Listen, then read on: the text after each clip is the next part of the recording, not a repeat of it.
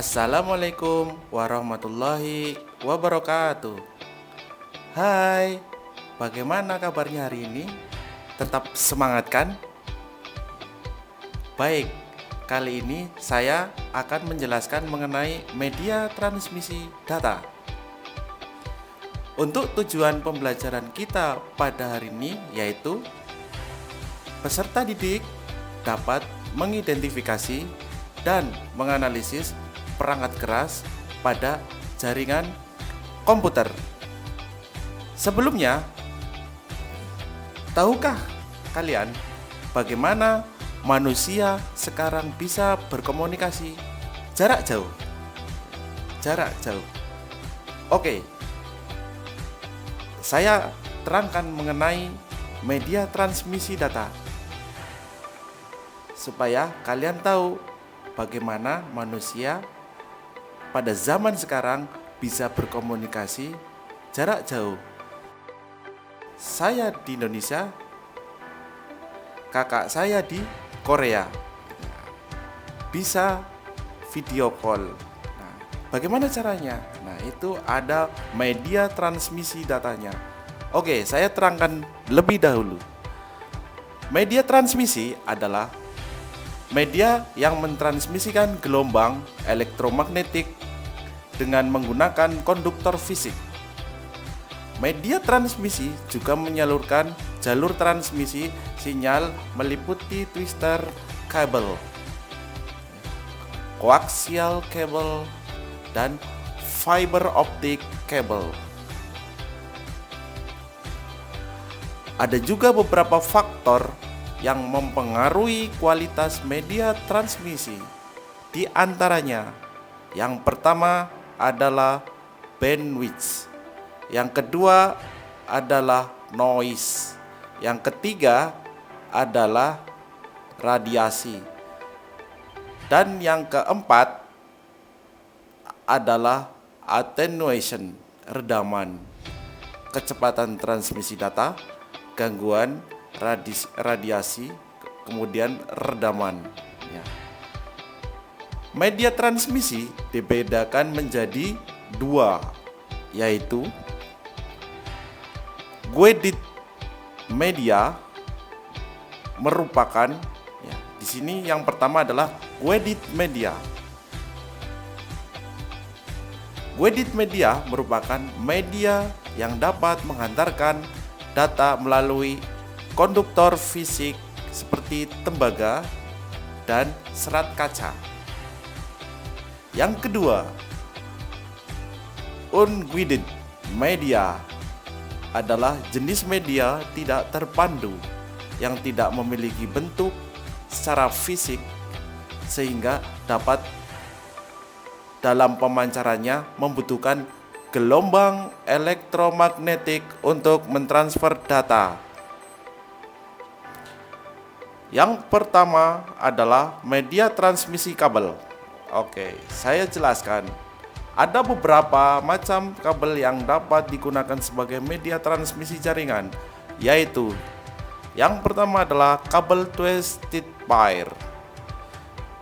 Di sini terbagi menjadi dua, kabel STP dan kabel UTP. Kabel STP adalah kabel shielded twisted pair. Di sini biasanya disebut kabel UTP outdoor, ya, karena terdiri atas pelindung berlapis dan 4 pasang kabel berpilin yang ditujukan untuk mengurangi gangguan dengan kombinasi warna putih biru, putih biru, putih oranye, putih hijau, dan putih coklat. Dipasang pada konektor RJ45. Ya. Kecepatan transmisi datanya adalah 100 Mbps maksimum, ya, dengan kabel maksimum panjangnya 100 meter, lebih dari itu loss. Oke, untuk kabel yang kedua adalah kabel UTP, bagian kabel twisted pair, kabel UTP, unshielded twisted pair. Di sini kabel UTP ini biasanya disebut kabel indoor karena tidak ada pelindung berlapisnya. Jadi langsung kulit ya. Isi dalamnya sama, 4 pasang kabel berpilin dengan warna yang sama dengan STP, Shielded Twisted Pair. Kecepatannya sama, jaraknya juga sama 100 meter. Paham? Oke, kita lanjutkan untuk bagian kabel yang berikutnya, yaitu kabel koaksial. Kabel koaksial ini terdiri atas tembaga sebagai inti ya. Inti ya diselubungi ya plastik insulasi. Kemudian ya dilapisi serat tembaga yang berpola seperti serat jala ikan dan lapisan terluarnya berupa insulator jaket.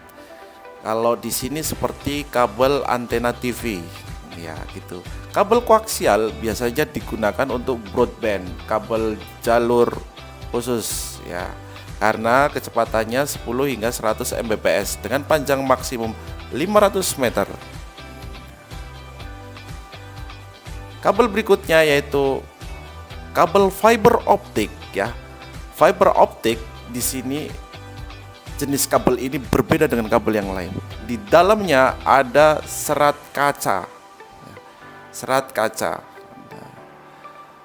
yang sangat halus berdiameter 120 mikrometer, lebih kecil dari rambut manusia, yang digunakan sebagai media transmisi.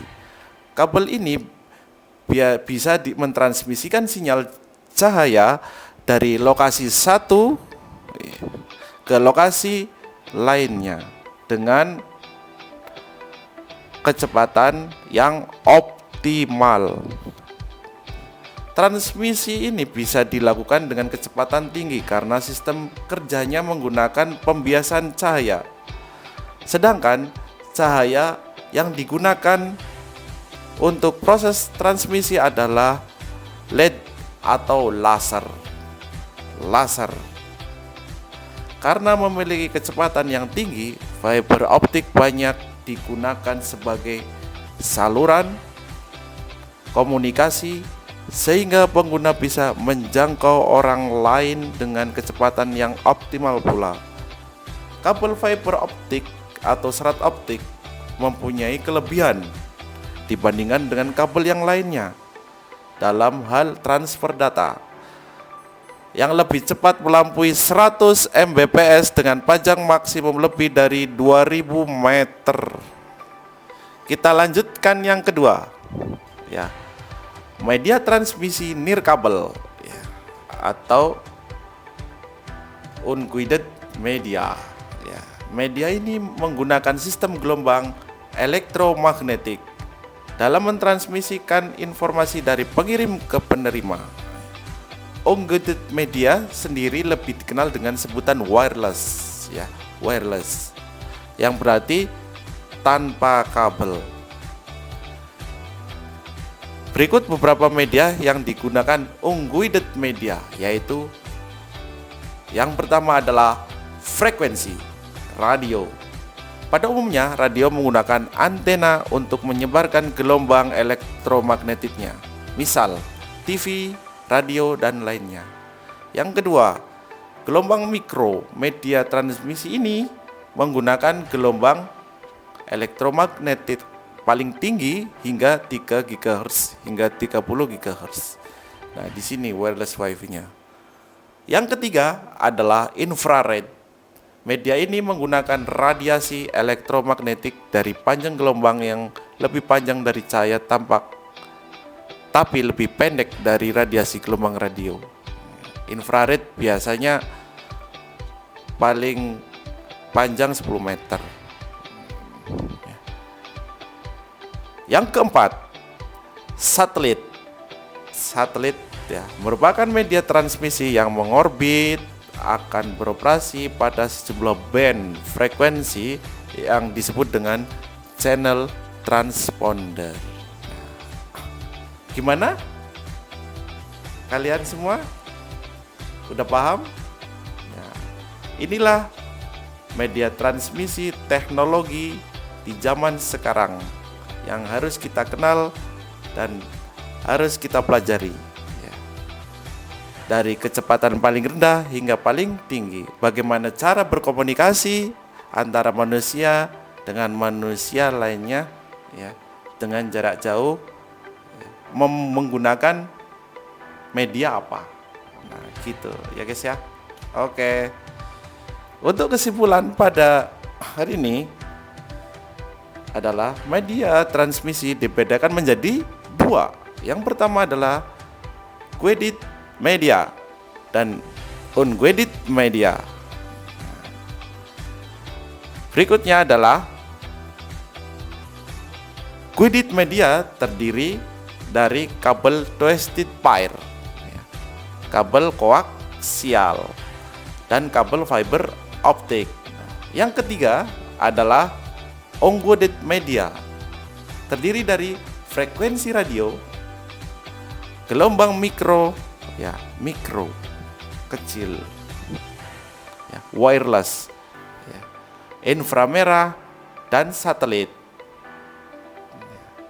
Jadi, inilah teknologi inovasi yang membuat manusia bisa berkomunikasi dengan jarak jauh antara saudara, teman, dan keluarga.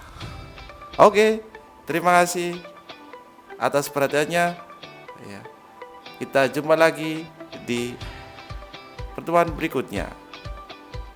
Assalamualaikum warahmatullahi wabarakatuh.